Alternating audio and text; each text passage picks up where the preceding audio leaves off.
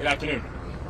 Since we last had a chance to speak, we've had the opportunity to spend time with the families, had the opportunity to pray with them and pray for them.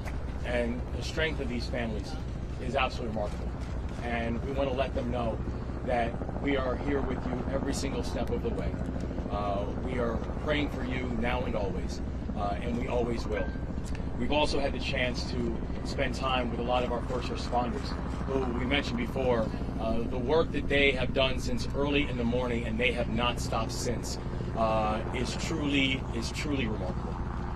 These are individuals who, in the middle of the night, jumped into some very challenging environments, some very challenging territories, and have not stopped in their quest of making sure that each and every person is seen and supported and lifted up. And so to our first responders, today and always, we just want to say, from the bottom of our hearts, thank you. We've also had a chance to speak with both the President and the Vice President, who have been full-throated in their support of everything that we're doing here in Maryland, and we just want to say how grateful we are to them, how grateful we are to the Secretary of Transportation and the Department of Transportation, who, within hours of this happening, I was on the phone with the Secretary of Transportation. I think Secretary Buttigieg has been calling me at 3:30 in the morning. And now he and his entire team have been down here this afternoon spending time looking at the efforts, looking at the damage, and also identifying what they can do to support and help. Can't tell you enough how much we appreciate that, Mr. Secretary. And also, please let the President and the Vice President know from the bottom of our heart how much we appreciate it as well. We've also had a chance to be here with our remarkable congressional delegation. From the earliest parts of the morning, our congressional delegation has been there throughout.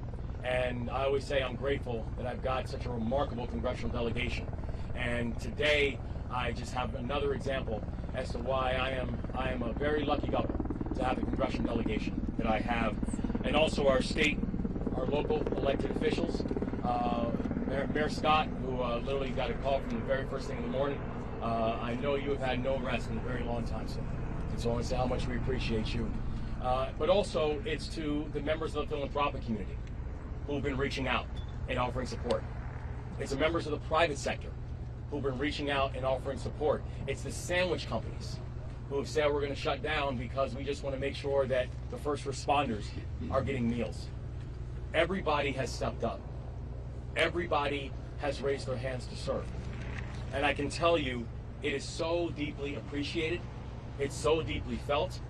And for everyone who is offering prayers and supports, I can tell you those prayers are working, and we are grateful. And the thing that I would ask for people to remember is this. The first, this is very much still a search and rescue mission.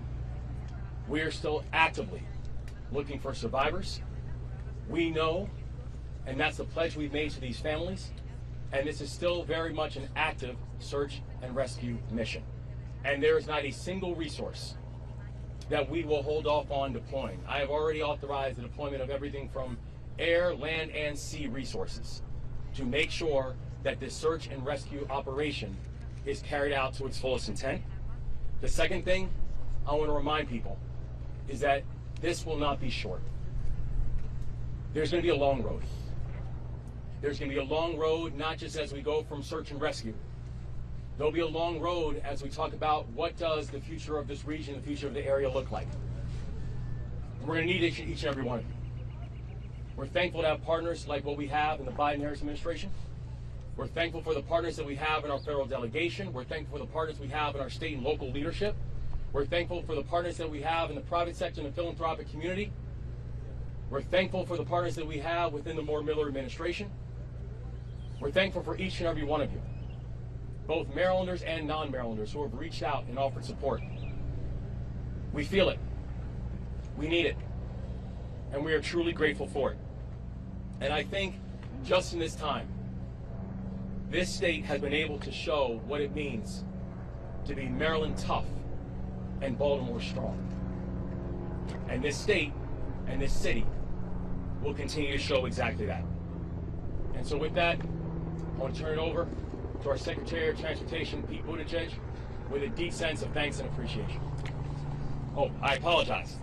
Before I turn it over to Secretary Buttigieg, I want to turn it over to to the dean of our delegation, and someone who has been leading from the front this entire time, and we are deeply grateful for the leadership of Senator Ben Cardin. Governor Moore, first of all, thank you very much for getting our whole team together to meet this challenge, and our prayers are with the families of those that are lost at sea at this moment. As the governor said, it's still a search and rescue, so we are hopeful, and we are with the families. I also want to underscore our thanks to our first responders. They did an extraordinary job, acting very quickly and saved lives. So we thank our first responders for everything that they have done. I just really want to underscore a couple points. Our first priority is the search and rescue for those that were on the bridge. We then need to make sure that the channel is reopened. It's critically important to our economy. It affects many, many jobs. It affects not only jobs here in Maryland, but around the country and world. So our next priority is to make sure we get that channel opened. And then we also need to fix and replace the bridge for the surface transportation. We're going to work together as a team. I am very impressed by all the partners that are with us today. We heard from them at the state level, the local level, the federal level. I particularly want to acknowledge our federal partners. The Secretary of Transportation is with us. We have the Coast Guard. We have the Army Corps of Engineers. We have the investigators. We have the Small Business Administration. They're all here because of the commitment of the partners to work together. A special thanks to President Biden, who's made it very, very clear that he'll do everything in his power to make sure that we get the help we need to deal with this challenge. But as Secretary Buttigieg told us in our briefings, he's going to need the help of Congress in order to get things done. So I want to acknowledge our team, Senator Van Hollen, my partner in the United States Senate on the Appropriations Committee, the work that he's doing. Congressman Mfume is here. Congressman Trone is here. Team Maryland, our federal delegation, is committed to working together. Senator Van Hollen and I got calls from our leadership that said they're prepared, Secretary Buttigieg, to do everything that we need to do in Congress to make sure you have the resources and the federal partners have the resources in order to get the job done. So I want to thank Senator Schumer for his call and his comments. Senator Murray, Senator Carper, Chair of the Environment and Public Works Committee, have all been in touch with us. It is a team effort, and we're going to make sure that we do everything we can to protect our economy and protect the people of our state. And with that, let me just turn it back to the governor or Secretary Buttigieg. This guy woke all of us up early this morning, so thank you very much. Thank you. I want to thank Senator Cardin and the entire delegation for their leadership. They have been on this from the first moments, and as the Senator mentioned, and I'll say more about this in a moment, we'll be needing to work together to make sure that we render all of the support that is needed at the federal level. I want to recognize the leadership of Governor Moore, who was already wide awake and hard at work when I reached him in the middle of the night. We just had a very informative briefing with his extraordinary leadership team, and I was moved to see the partnership between state as well as county and city personnel, led by the county executive and the mayor, working hand in glove with us and with our sister federal agencies. And if there's one thing I have to say today, it is a note of gratitude for the extraordinary and courageous work of the first responders, some of whom are in that cold water right now, some of whom are from right here, some of whom have traveled in to render mutual aid, all of whom are responding with extraordinary professionalism and whose work has already saved lives. And to those state, county, and local responders, I would add the extraordinary work of the United States Coast Guard. We should also recognize that this is an excruciating day for several families who went to bed last night having it be a normal night and woke up today to news that no one wants to receive. They are hoping and praying, and we are hoping and praying with them. We are all putting our arms around the community of Baltimore, and that is true for all of this country. I've even heard from counterparts as far away as the United Kingdom reaching out to express their support to the people of Baltimore. As has been mentioned, been in close contact with the governor, the mayor, county leadership, and the congressional delegation. And as President Biden has made clear, the federal government will provide all of the support that they need for as long as it takes. This is no ordinary bridge. This is one of the cathedrals of American infrastructure. It has been part of the skyline of this region for longer than many of us have been alive. So the path to normalcy will not be easy. It will not be quick. It will not be inexpensive. But we will rebuild together. In order to make sure that happens, the President's plan is to work with everyone here in order to rebuild this bridge and reopen this port, including our readiness as a department to approve emergency funding as soon as we receive that request. Meanwhile, our Maritime Administration will help with port, harbor, and supply chain operations. Our Federal Highway Administration will assist when it comes to the bridge itself and any ways that we can help ease roadway congestion for residents and commuters who can no longer use this major thoroughfare. The Federal Aviation Administration is even involved, working to keep the airspace above the bridge clear for emergency personnel. PHMSA, our Pipeline and Hazardous Materials Safety Administration, is on the scene to help with any hazmat issues, and our newly stood up freight office is already at work preparing for supply chain impacts that we know are coming because of the importance of this port, not just to the Baltimore region, but really to the entire United States economy. We're going to be working closely with the National Transportation Safety Board as they lead their independent investigation, and with the Coast Guard as they continue operations in the water. I've also spoken with Secretary Mayorkas, who's working to ensure that all DHS assets are integrated. So in many ways, our work is just beginning to rebuild this bridge and deal with impacts in the meantime, to reopen this port and deal with supply chain impacts in the meantime. But today we are most acutely focused on the emergency operations underway and on the families that have been impacted. I have no doubt that we will rebuild together and that Baltimore will come back stronger than ever before. And with that, I will turn it back over to Governor to lead media questions. Governor, any news on the missing people? Have any been recovered? Any alive? There's no new information about the search efforts that we know that we still have the 6 individuals who are missing. Governor, when you talk about the investigative standpoint, how concerned are you if there were any safety violations on the ship or the track record of the owner operator? And Mr. Secretary, if you could speak to that as well, do you have any concerns about that? Mayor Scott, we also didn't hear from you. What are your thoughts on this tragedy today?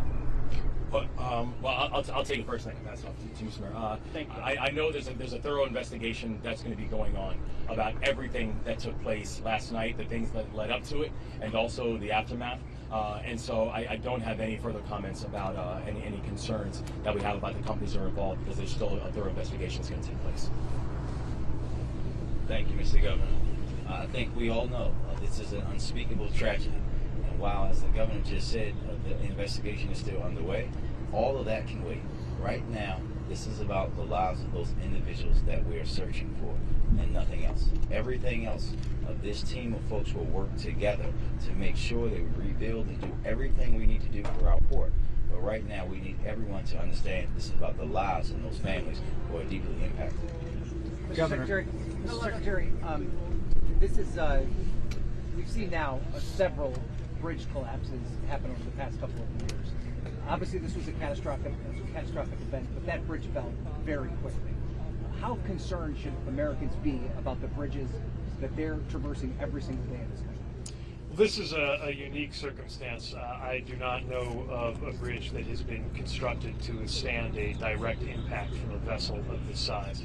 What I will say is anytime anything happens to any bridge, we as a country take that and learn from that. Learning from incidents as diverse as what happened to I-95 in Philadelphia, what happened to I-10 in Los Angeles, or another case that we're learning a lot from here, which is the 2007 collapse of I-35 West in Minnesota. Let me emphasize that was a very different circumstance with very different causes, and the NTSB, by design, is independently leading the investigation of what those causes are. No question that we will take all of that information and apply it in our future work. Mr. Secretary, how long are you preparing for the shipping channel to be closed? And you mentioned supply chain. What else are you doing to make sure other ports are prepared to maybe take on some of that? Well, the port here in Baltimore does the most vehicle handling of any port at all, and that's just talking about the vehicle side. You also have container traffic, you have bulk traffic. There is no question that this will be a major and protracted impact to supply chains. It's too soon to offer estimates on what it will take to clear the channel and reopen the port. There is one part of the facilities here, Trade Point, which is located at Sparrow Point, which is outside of the part that's blocked. But the main part of the Port of Baltimore is, of course, inside the channel that has been blocked. Last question. This is part of why Last we're question. fortunate to have that newly stood up freight office, which, along with the Maritime Administration and all of our interagency and intergovernmental partners here, is we're going to make sure we coordinate. There is no central authority that directs maritime traffic the way you have with air traffic. So it's going to be important to have a number of dialogues established with ocean shippers, beneficial cargo owners, port operators, and everybody else who plays a role. And I'm Secretary, sorry, what can you Governor, tell us, Mr. just Secretary? for clarity, a question from this morning. It was unclear if there were any vehicles on the bridge when the vessel hit it. Do you have an update now whether there were actually vehicles? No, there's still an investigation going on about which vehicles that we have on the bridge. The thing that we know that we also can verify, though, is the quick work of public officials and law enforcement who kept more vehicles from coming onto the bridge. They undoubtedly saved innumerable amount of lives last So night. you're still looking for 6 people, and that's it, as far as you know.